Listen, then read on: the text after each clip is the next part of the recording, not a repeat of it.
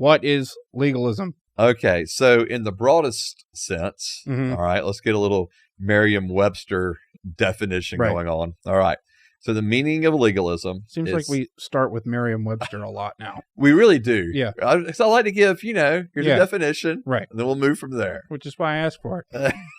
I guess so.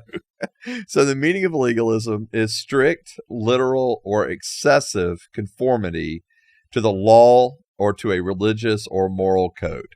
Okay. Okay. So pretty broad, but again, that idea of strict, literal, excessive conformity to a law, religious, or moral code. All right. Now, within Christianity specifically, legalism is played out in at least a few ways. Okay. Okay.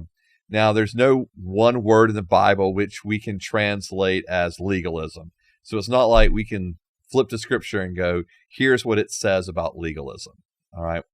But there are passages of scripture, and we'll get to them, that do kind of hit on what we generally mean when we say legalism. Okay. All right. So people can mean different things by this word. So it's probably best when someone talks to you about legalism to ask them what they mean by it. So what do you mean by it? So let me give you a few common ways or a few common views on legalism within Christianity. Okay. All right. So the first is that legalism can be found in groups that believe that they can earn their salvation or earn acceptance from God by keeping the law and or by doing good works. All right. So Examples. So in other words, that salvation is to be earned. Okay. It's to be earned by keeping the law, and which is in contrast to an idea of being saved by grace through faith. Okay. So, for example, all right, there'll be all of these like moral expectations, and if you keep all these moral expectations, that'll make you a good person, and you'll earn your way to heaven. So that's the first one, idea of legalism. All right, second, legalism can be found in groups that state that though salvation is by grace through faith, after the moment of one's salvation, life is really determined, or the Christian life is determined by what one does from that point. Okay. So in other words, you get saved by grace through faith, but then it's all about what you do from that point on.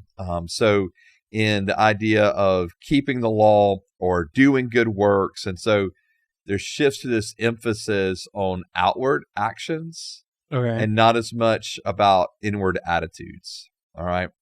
And then a third form of legalism, and I think this is probably what most individuals encounter. This third form of legalism, it's found a lot in churches where they teach, yes, that salvation is by grace through faith. They'll teach that you continue to walk with the Lord, or quote unquote, keep your salvation by grace through faith. But then there becomes this like mixture of that teaching with another teaching of, but you better keep the law or keep elements of the law. Or they'll also bring in other things like standards that aren't even found in scripture. Okay. Okay. So like, don't drink, don't watch R-rated movies, don't date. And these things kind of all of a sudden become standards of what is a quote unquote good Christian. Okay. And I think that's where a lot of people begin to encounter this idea of legalism.